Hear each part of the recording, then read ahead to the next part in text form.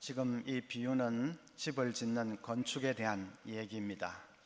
예수님은 청년 시절 목수셨지요. 아버지 요셉을 도와서 집을 지은 그런 경험이 많이 있으십니다. 그래서 지금 하시는 얘기가 더 구체적이고 실감이 나게 들립니다. 예수님이 집을 많이 지어본 자신의 그 생생한 경험을 바탕으로 해서 말씀을 하시기 때문입니다. 두 사람이 집을 짓고 있습니다. 한 사람은 반석 위에다가 집을 짓습니다. 안반 위에다가 집을 지으려니까 엄청나게 힘이 들고 비용도 많이 듭니다. 사람들이 왜 그런 바보짓을 하느냐고 비웃지만은 이 사람은 흔들리지 않고 소신대로 꿋꿋하게 집을 짓습니다. 또 한 사람은 모래 위에 집을 짓습니다. 모래 위라고 하니까 바닷가 백사장 위에 집을 짓는가 생각하기 쉬운데 그런 말은 아닙니다. 이스라엘에는 건조한 지역이 많습니다.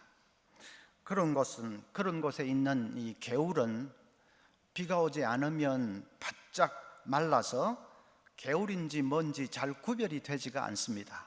사람들이 그냥 길처럼 사용합니다. 그런 건천을 와디라고 합니다. 지금 모래 위에 집을 지었다 하는 것은 그런 와디 근처에 집을 지은 것을 말합니다. 그런 곳에 집을 지으면 땅이 푸석푸석하니까 집 짓는 것이 일도 아닙니다. 기초 파는 것은 식은 죽 먹기고 그리고 비용도 많이 절감이 됩니다. 그런데 문제는 그 후에 생깁니다. 갑자기 비가 내리고 홍수가 나고 바람이 거세게 불어 닥칠 때가 있습니다. 와디에 갑자기 비가 내리면 지대가 높은 북쪽에서부터 물이 급격하게 불어나서 급류가 되어서 한꺼번에 쏟아져 내립니다. 그러면 그 근처에 지어놓은 집은 형편없이 무너져서 급류에 떠내려가 버리는 것이지요. 예수님께서 그 얘기를 하시면서 집을 지을 때는 모름지기 기초가 중요하다 하는 것을 강조하십니다. 기초는 눈에도 잘 보이지도 않고 땅속에 있는 거니까 그걸 소홀히 하기 쉬운데, 그런데 집을 지을 때는 그 기초가 사활적으로 중요하다는 것을 말씀하십니다. 우리 인생 사는 것이 꼭 집을 짓는 것과 같습니다. 사람들은 크고 화려한 집을 좋아합니다. 출세하고 성공하고 화려한 생을 살고 싶어 합니다. 그것을 위해서 죽으라고 달려가죠. 그런데 문제는 바람이 불고 홍수가 날 때가 있다는 것입니다. 몇 년 전에 삼성전자 부사장이 자기 아파트에서 뛰어내려서 투신 자살을 했습니다. 업무 스트레스가 너무 심했고 우울증까지 앓다가 결국은 스스로 목숨을 끊었습니다. 또 인기 절정을 구가하던 어떤 배우가 가정생활의 갈등을 이기지 못해서 자살한 적도 있습니다. 그들은 얼마나 화려한 집을 지었습니까? 대한민국에서 최고로 크고 화려한 그런 집을 지었죠.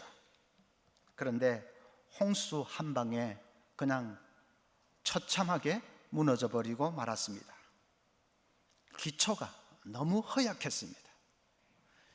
집을 지을 때는 기초가 튼튼해야 된다. 이 인생의 집도 기초가 튼튼해야 된다. 예수님 말씀은 조금 더 과장이 아닙니다. 기초가 무엇입니까?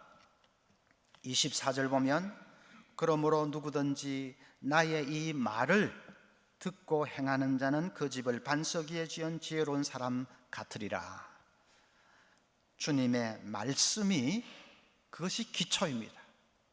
말씀 위에 뿌리를 내린 사람이 인생의 기초를 든든히 세우는 사람입니다.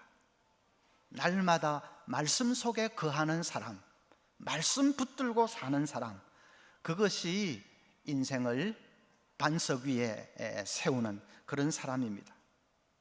보기에는 별로 화려한 생을 사는 것 같이 보이지 않을 수가 있습니다. 그런데 시련을 당하면 빛을 발합니다. 다 망하고 무너져도 말씀의 반석 위에 기초를 놓은 사람은 절대로 무너지지 않습니다. 우리 성도님들이 말씀의 반석 위에 깊이 뿌리를 내린 그런 생이 되시기를 바랍니다. 그러기 위해서는 이제 세 가지를 기억을 하십시오. 첫째는 말씀을 사랑하십시오. 24절에 누구든지 나의 이 말을 듣고 했습니다. 듣고, 그게 동그라미 쳐놓으면 좋지요. 말씀 듣는 것을 사모하십시오. 아침마다 성경을 펴서 주께서 들려주시는 말씀, 그 말씀 듣는 것을 사모하십시오. 잠언 8장 34절에 누구든지 내게 들으며 날마다 내 문 곁에서 기다리며 문설주 옆에서 기다리는 자는 복이 있나니. 문설주 옆에서 기다리는 자, 여러분 그런 경험이 있으시죠? 문설주 옆에 기대어 서서 이제나 저제나 사랑하는 사람이 빨리 돌아오기만을 간절히 기다리는 그런 경험이 있으실 겁니다.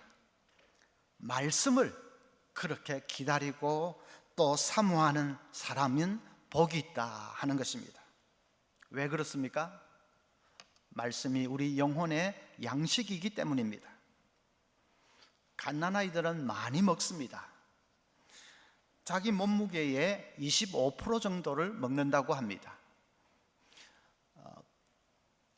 성인은 죽었다 깨어도 그렇게 먹을 수 없습니다.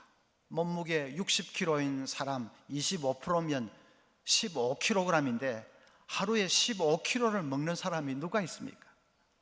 그런데 아기들은 그렇게 먹습니다. 몸무게 4kg 나가는 아기는 하루에 1kg를 먹어치웁니다. 먹고 싸고 계속 그럽니다. 그러니까 무럭무럭 자라는 것입니다. 한 일주일 만에 보면 벌써 다르지 않습니까? 먹는 대로 자라는 것입니다. 우리 영혼도 마찬가지입니다. 말씀을 먹는 대로 자랍니다. 내 영이 튼튼해지고 건강해집니다.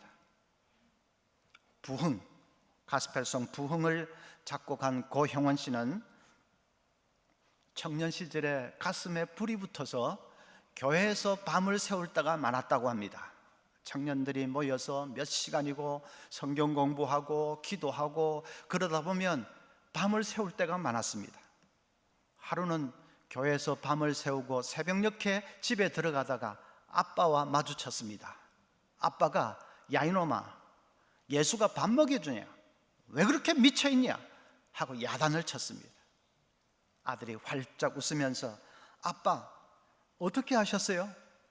예수가 우리 밥인 것을 어떻게 아셨어요? 아빠는 지금은 실감을 못 하시지만 장차 예수가 우리 밥인 것을 분명히 실감하게 될 때가 올 거예요. 말씀을 공부할 때에 영이 살아나고 영이 건강하고 튼튼해지고 그래서 기쁨이 넘치고 그러니까 예수가 우리 밥이다 한 것입니다. 여러분, 말씀이 내 영혼을 살리는 신령한 양식인 것을 믿고 말씀 사모하시기를 바랍니다. 19세기 영국의 조지 밀러는 고아의 아버지라고 불렸던 사람입니다. 수천 명 고아들을 키워냈습니다. 돈을 쌓아두어서 그렇게 했던 게 아닙니다. 어렵고 힘들 때마다 하나님 앞에 엎드려 기도하면 하나님이 채워주셨습니다. 그래서 이 조지 밀러는 평생 5만 번 이상 기도 응답을 받은 사람입니다. 어떻게 그렇게 놀라운 기도의 사람이 될 수 있었느냐? 그는 평생 신구약 성경을 200번 이상 읽었다고 합니다. 그 중에 절반 이상은 무릎을 꿇고 기도하면서 읽었습니다. 200번 이상의 절반이면 100번 이상, 신구약 성경 100번 이상을 무릎을 꿇은 채 읽었습니다. 얼마나 말씀을 사랑하고 사모했으면 그렇게 했겠습니까? 정말 문설주 곁에 기대에 서서 기다리는 그런 마음으로, 그냥 간절한 마음으로 무릎을 꿇고 성경을 읽은 것입니다. 그러니까 기도의 응답을 잘 받을 수밖에 없습니다. 말씀을 해박하게 잘 아니까 하나님의 뜻도 잘 알게 됩니다. 하나님의 뜻을 잘 아니까 기도도 하나님의 뜻에 맞춘 기도를 할 수 있게 되고, 그러니까 응답받는 것은 당연하지요. 조지 밀러가 5만 번 이상 기도 응답받은 것이 우연이 아닙니다. 여러분, 응답받는 그런 능력 있는 기도 생활 하기를 원하십니까? 말씀을 많이 읽으십시오. 말씀을 많이 읽어서 하나님의 뜻을 잘 알게 되는 그것이 해답입니다. 이제 가을에 접어드는데 이 청고마비의 계절에 성경 많이 읽으시기를 바랍니다. 다음 주부터 시작되는 양육훈련 클래스 들어가서 공부하시면 그냥 숙제를 자꾸 내주니까 어쩔 수 없이 성경 읽게 됩니다. 그런데 그렇게 숙제로 읽는 것보다도 더 자발적으로 더 많이 읽으십시오. 이 가을에 최소 신구약 성경 1독 이상을 하면 좋겠습니다. 우리도 무릎 꿇고 읽었으면 좋겠지만은 어쨌든 참 사모하는 마음으로, 문설주에 기대어 서서 기다리는 마음으로 그렇게 성경 열심히 읽으시기를 바랍니다. 그것이 내 인생을 반석 위에 세워놓는 첫걸음인 것을 여러분 기억하시기를 바랍니다. 둘째로는 말씀에 순종하십시오. 다시 24절 보면, 그러므로 누구든지 나의 이 말을 듣고 그 다음에 행하는 자는 그 집을 반석 위에 지은 지혜로운 사람 같으리니. 행하는 자, 순종하는 자, 그 사람이 반석 위에 인생을 세우는 사람이다. 교육학자들 하는 얘기를 들어보면 학생이 강의 시간에 듣기만 해서는 강의한 내용의 10%도 채 기억을 못한다고 합니다. 그런데 보게 해주면, 시청각 교육을 겸해서 강의를 하면 그러면 들은 것의 30% 정도를 기억한다고 합니다. 제일 좋은 것은 행동으로 옮겨보게 하는 것입니다. 실습을 해보게 하는 것입니다. 그러면 들은 내용의 70% 이상을 기억할 수 있다고 합니다. 그래서 이론을 배웠으면 반드시 워크숍을 하고 또 실습을 해보게 하는 것이 중요합니다. 하나님 말씀도 그런 점에서는 마찬가지지요.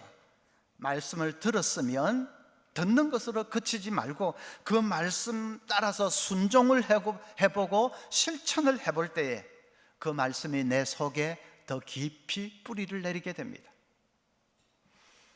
어떤 개척교회 목사님이 범사에 감사하라 그런 설교를 하고는 교인들에게 숙제를 내주었습니다. 교인들이 한 몇십 명밖에 안 되니까 숙제를 내주었습니다.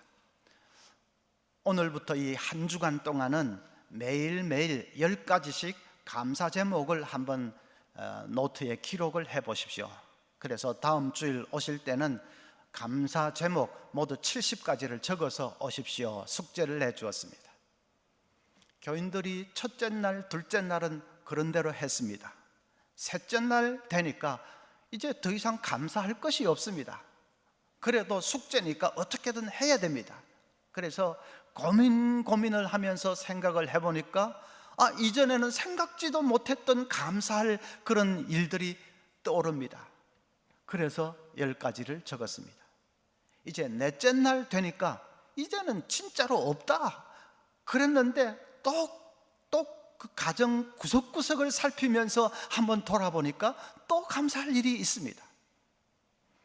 그렇게 해서 마지막 날까지 70가지를 적으면서 교인들이 크게 깨달았다고 합니다.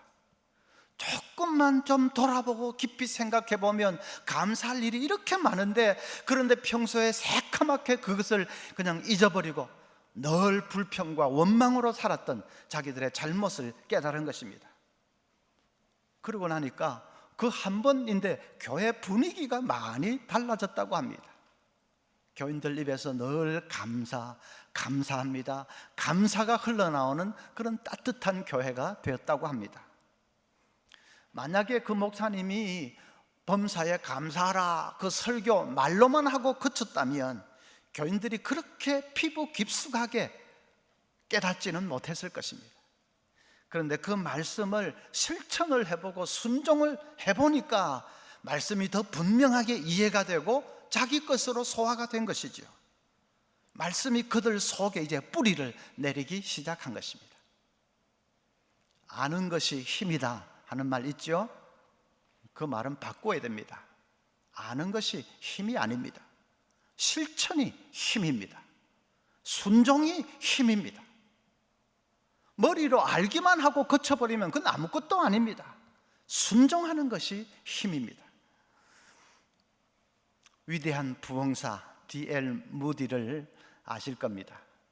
아마 그 사람처럼 미국이나 전 세계 이 그리스도인들에게 큰 영향을 미친 사람은 드물 겁니다.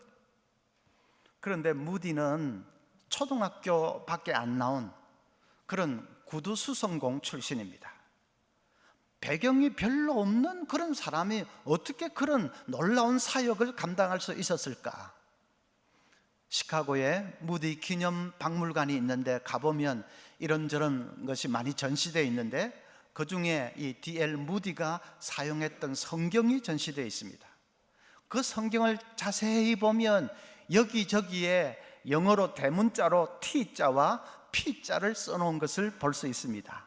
T자는 tested, 실천해 봤다 하는 말이고 P자는 proved, 증명이 되었다 하는 말입니다.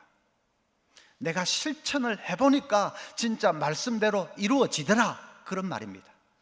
그래서 자기가 실천한 말씀은 T자로 또 이 응답받은 말씀은 P자로 이렇게 기록을 해놓은 것입니다. 근데 성경을 보면 여기저기에 T자, P자, T, P, TP 계속 그렇게 되어 있는 것을 볼 수 있습니다. 무디에게는 성경은 지식의 대상이 아니라 실천의 대상이었습니다. 그 말씀 한마디 한마디 붙들고 순종하고 또 순종하고 또 순종하고 살 때에 하나님께서 그 사람의 생을 사용하셔서 그렇게 위대한 일을 하게 하신 것입니다. 우리도 성경에 T자, P자 그 좀 기록을 해보면 좋지 않겠습니까? 내가 순종했더니 실천했더니 진짜 이루어지더라.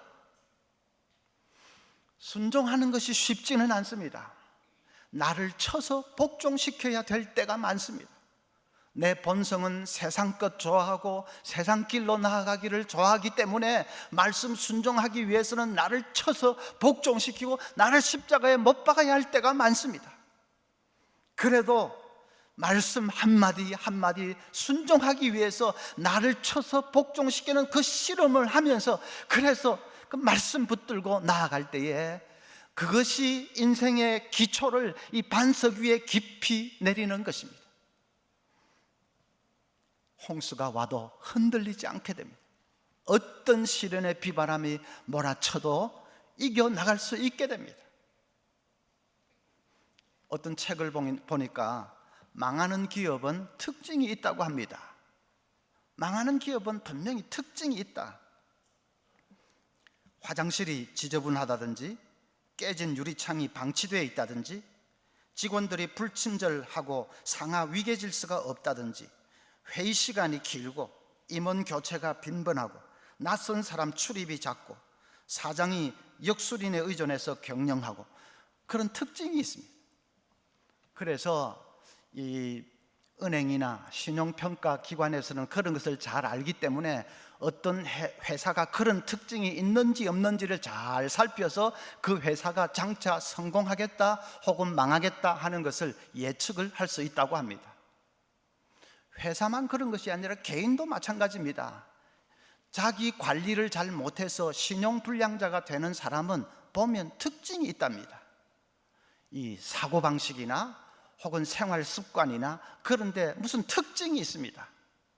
그래서 신용카드 발급해주는 그런 회사들은 그런 특징을 잘 살펴서 이 사람이 장차 건실하게 살겠다 아니면 신용불량자가 되겠다 그걸 미리 예측을 할 수 있다고 합니다. 그게 무슨 뜻입니까? 지금을 보면 미래를 알 수 있다는 말이죠. 개인이든 회사든 지금 하는 것을 보면 미래를 예측할 수 있고 그건 거의 100% 맞습니다. 우리 신자들도 지금 살아가는 것을 보면 미래에 어떻게 될지 예측할 수 있습니다. 지금 말씀 한마디 붙들고 순종하고 또 순종하고 그러기 위해서 몸부림치고 하는 사람은 장차 홍수가 몰아쳐도 꿋꿋이 이겨나갈 것입니다. 자기를 쳐서 복종시키면서 말씀을 실천하고 순종하고 몸부림치고 하는 사람은 장차 어떤 시련 앞에서도 기었고 이길 수 있게 됩니다. 그런데 반대의 사람도 있지요. 말씀이 그냥 머릿속에서만 맴돌다가 사라져버리는 사람이 있습니다. 입술로만 주여 주여 그러다가 그냥 끝나버리는 사람, 도통 순종을 모르는 사람이 있습니다. 그 사람은 장차 거친 홍수가 몰아칠 때에 감당할 수 없게 됩니다. 그것은 거의 100% 확실합니다. 그래서 여러분, 말씀을 읽다가 설교를 듣다가 내 심령에 부딪혀오는 한마디가 있으면 그걸 붙들고 순종하려고 노력해 보십시오. 힘들어도 버릴 것은 버리고 결단할 것은 결단하고 그래서 실천하고 순종하는 것이 필요합니다. 그것이 반석 위에 내 인생을 세워가는 것입니다. 세 번째로는 말씀을 사용하십시오. 자, 먼저 말씀 많이 읽고 그 다음에 내게 부딪혀오는 말씀 순종하고 그리고 세 번째는 말씀을 암송하는 것입니다. 말씀을 자꾸 암송하고 외워서 그 말씀이 내 속에 살아있게 하는 것입니다. 그래서 일상의 삶 가운데 그 말씀을 자꾸 이제 끄집어내어서 사용하는 것입니다. 유혹이 부딪혀 올 때도 다가올 때도 말씀을 사용하는 것입니다. 말씀으로 물리치는 것입니다. 예수님이 그러셨지 않습니까? 광야에서 40일 금식 기도한 후에 마귀가 3가지 시험할 때에 예수님 어떻게 물리쳤습니까? 기록되었으되 하면서 예수님 자신이 암송하고 있는 말씀, 아는 말씀으로 사람이 떡으로만 사는 것이 아니라 하나님의 입에서 나오는 말씀으로 사는 것이니라 하면서 그 속에 있는 말씀을 끄집어내어서 사용하시고 물리치셨습니다. 우리도 그렇게 됩니다. 두려움이 몰려올 때도 말씀 외우면서 이길 수 있습니다. 불안이 엄습해 올 때도 말씀을 외우면서 마음의 평안을 회복할 수 있습니다. 그래서 사도행전 6장 17절 보면 에베소서 6장 17절 구원의 투구와 성령의 검 곧 하나님의 말씀을 가지라 했습니다. 말씀을 성령의 검이라 했습니다. 이 검을 자꾸 사용하라는 것이죠. 일상의 삶에서. 어떤 교회 간증 시간에 여집사님 한 분이 나와서 이런 간증을 했습니다. 자기는 자랄 때 집안이 넉넉하고 또 뭐 별 어려움이 없어서 그런지 신앙에 대해서는 아무 관심도 없이 자랐답니다. 그런데 고2 때 친구가 교회에 한번 가보자고 졸라대어서 그래서 딱 한 번 갔답니다. 예배를 드리는데 목사님이 설교를 하시는데 예수님은 빈들에서 굶주려 하고 있는 그 무리들을 위해서 떡 5개와 물고기 떡 2개와 물고기 떡 5개와 물고기 2마리로 5,000명을 먹이셨다는 그런 얘기를 하십니다. 5,000명 먹이고도 12광줄이나 남았다고 하면서 얼마나 놀라운 기적이냐고 하면서 입에 침을 튀겨가면서 설교를 하십니다. 속으로 무슨 저런 신화 같은 소리를 하고 있나 그랬습니다. 그런데 더 이상한 것은 거기에 앉아있는 수백 명 교인들이 아무도 무슨 의심스러운 표정을 짓지 않고 그냥 다 고개를 끄덕이면서 듣고 있는 겁니다. 갑자기 낯선 세계에 자기 혼자 와 앉아있는 듯한 느낌이 들었습니다. 그래서 그 자리를 박차고 나가버렸습니다. 학교 가서 친구들에게 그 얘기를 했더니 친구들도 세상에 그런 말도 안 되는 소리가 어디 있느냐고, 그 물고기는 아마 큰 고래였던 모양이라고 그렇게 비아냥됩니다. 그래서 정말 더 이제 교회하고는 담을 쌓아버렸습니다. 세월이 많이 흘러서 결혼도 하고 이제 가정을 이루었습니다. 그러다가 우연찮게 지금 다니는 그 교회를 출석을 하게 되었답니다. 자기가 신앙을 원해서 그런 것도 아니고 그냥 살다 보니까 우연찮게 그냥 교회에 나가게 되었습니다.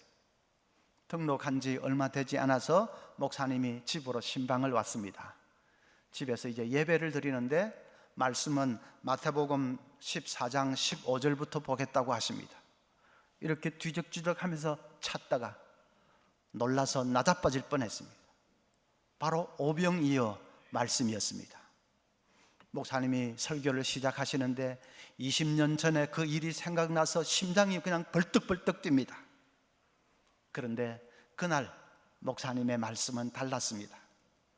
우리도 아무것도 없는 빈들에 던져질 때가 있다는 것입니다. 그럴 때 인간의 지혜와 인간의 힘으로 과연 무엇을 할 수 있겠느냐는 것입니다. 내가 아무리 잘났다고 떠들어도 내가 가진 것은 떡 5개, 물고기 2마리에 불과하다는 것입니다. 나의 한계를 절감하고 다 내려놓을 때, 그때에 비로소 하나님께서 역사하시는 은혜의 순간이 될 수 있다고 그렇게 말씀을 하십니다. 이상하지요? 목사님이 열변을 토하는 것도 아니고 그냥 잔잔히 말씀하시는데 그 말씀이 가슴에 와 닿았습니다. 자기가 옛날에는 성경의 깊은 의미를 깨닫지 못하고 너무 섣불리 판단했다는 생각이 듭니다. 무엇보다도 목사님이 그 많고 많은 말씀 가운데 어떻게 그 말씀을 어병이어 그것을 쪽집게처럼 집어낼 수 있는지 진짜 소름이 끼치도록 놀랐습니다. 신방을 받은 지 딱 1년이 지났는데 7살 난 둘째 아이가 수영장에 갔다가 귀에 물이 들어갔는데 잘 낫지를 않습니다. 그래서 병원을 다니면서 검사를 받는데 청천벽력 같은 소리를 합니다. 소아암의 일종인 신경아세포종이라는 것입니다. 그것도 이 허리 밑에서 자란 혹이 이미 척추를 타고 번져서 폐까지 번져서 이제 손쓰기가 어려운 사기라는 것입니다. 그 단란하던 가정이 한순간에 절망의 나락으로 떨어졌습니다. 날마다 울고 또 울었습니다. 항암제를 맞아서 머리가 다 빠져버린 그 아이 얼굴을 바라볼 수가 없어서 계단에서 혼자 쪼그려 앉아서 울기를 수없이 했습니다. 그때 자기가 붙든 것이 바로 그 오병이어의 말씀이었다고 합니다. 주님, 제가 빈들에 던져졌습니다. 어떻게 해볼 수가 없습니다. 당신의 손을 펴주십시오. 지난날 제가 교만했습니다. 어리석고 교만했습니다. 이제는 주님 없이는 하루도 살 수가 없습니다. 눈물로 기도했습니다. 오병이어 말씀을 정말 생명처럼 붙들고 매달렸습니다. 그렇게 기도하기를 얼마나 됐을까? 놀라운 일이 일어났습니다. 아이가 조금씩 호전되기를 시작하는 것입니다. 진짜 의학적으로는 그렇게 어떻게 설명을 해볼 수 없던 일이 일어났습니다. 조금씩 호전되다가 마침내 아이가 완치가 되어서 그래서 건강하게 잘 자라서 지금은 대학생이 되었습니다. 그 집사님이 간증 마지막에 이렇게 말했습니다. 여러분, 저는 오병이어 말씀 때문에 죽었고 오병이어 말씀 때문에 살았습니다. 그 엄마는 마지막 순간에 말씀을 사용한 것이죠. 오병이어 그 말씀을 붙들고 그 말씀을 사용한 것입니다. 성령의 검을 사용한 것입니다. 그 말씀 붙들고 그냥 생명을 다해서 부르짖고 기도한 것입니다. 여러분, 우리를 살리는 것은 하나님의 말씀인 것을 믿으시기를 바랍니다. 말씀 많이 읽으십시오. 무릎 꿇고 읽는 그런 자세로 말씀 많이 읽으십시오. 그리고 나에게 부딪혀오는 한 구절이 있으면 순종하십시오. 나 자신을 쳐서 복종시키면서라도 순종하십시오. 그리고 말씀을 자꾸 사용하십시오. 내 속에 살아있는 말씀, 내가 알고 있는 말씀을 자꾸 끄집어내어서 사용하십시오. 여러분이 그렇게 사시면 저는 여러분의 미래를 예측할 수 있습니다. 어떤 홍수가 불어닥쳐도 여러분 이겨나가실 것입니다. 홍수 그런 거 없는 평탄한 삶이면 얼마나 좋겠습니까? 그러나 인생이 내 생각대로 되지는 않지는 않습니까? 거센 비바람 홍수가 몰아칠 때가 있지만 그러나 분명히 그분은 이기게 되실 것입니다. 홍수 중에서 최악의 홍수는 죽음의 순간이죠. 그 홍수만큼은 아무도 피할 수 없습니다. 그런데 그 최후의 홍수가 밀려와도 그렇게 말씀 사랑했고 말씀 붙들고 순종하면서 산 사람은 기어코 마지막 순간 천국 소망 가운데 승리하게 될 것입니다. 우리의 생을 말씀의 반석 위에 든든히 세우는 우리 모든 성도님들 되시기를 바랍니다.